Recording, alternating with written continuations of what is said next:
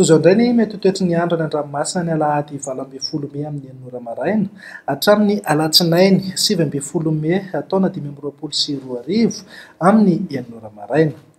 Foana ny fampitandremana mahakasika ny alin-drano na izany na tsy izany aza entanina hatrany ireo mpiandrika mba hitandrina rehefa mampiasa izay ranomasina izay. Ho an'ny toetry ny andro morontsiraka atsinanana manomboka eo amin'ny tanjona Bobaomby hatrany amin'ny tanjona Angotsy. Anorana tandrifin-drahona ho avy atsimo atsinanana ny rivotra ka ho 10 hatramin'ny 20 kilometatra isan'ora, ananika 30 hatramin'ny 70 kilometatra isan'ora any avaratra Isambava. Anonjabena herin'ny-dranomasina avy ny onja 2 hatramin'ny 2 metatra sasany isy alin-drano avy atsimo atsinanana. Tanjona Angotsy hatrany Mahanoro. Andrahona mety arahanao orana malefaka indraindray. Ho avy atsimo na atsimo atsinanana ny rivotra ka ho 10 hatramin'ny 20 kilometatra isan'ora. Anonjaben'ny ranomasina amin'ny ankapobeny avy ny onja 2 metatra sasany hatramin'ny 2 metatra isy alin-drano avy atsimo atsinanana.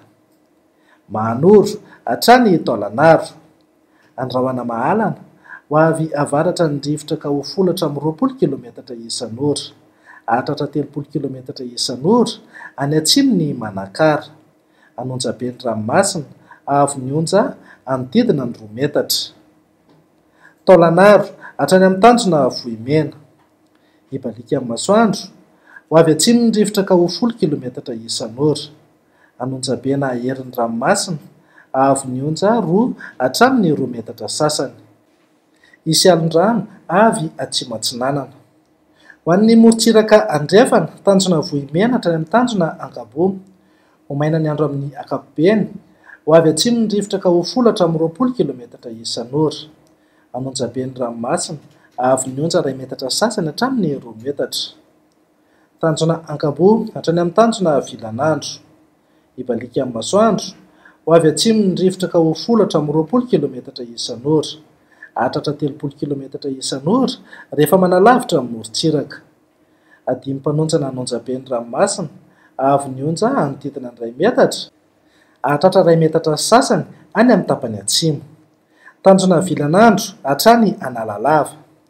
Andrahona vitsina ibalika amin'ny masoandro ho avy atsimo atsinanana ny rivotra ka ho 10 hatramin'ny 20 kilometatra isan'ora, hatratra 30 hatramin'ny 70 kilometatra isan'ora ny alina sy ny voamaraina.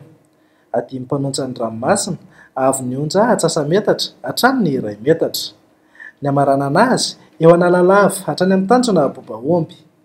Andrahona mitsitokotokona ibalika amin'ny masoandro iovaova ny fitsokan'ny rivotra ka ho 10 hatramin'ny 20 kilometatra isan'ora. Hitoetra ho avy atsimo atsinanana kosa manakaiky ny tanjona Bobaomby ka manodidina eo amin'ny 30 hatramin'ny 70 kilometatra isan'ora ny hamafin'ny rivotra. Ho tonona adimy mpanonjana ranomasina avy ny onja 3.3 hatramin'ny 4.9 metatra.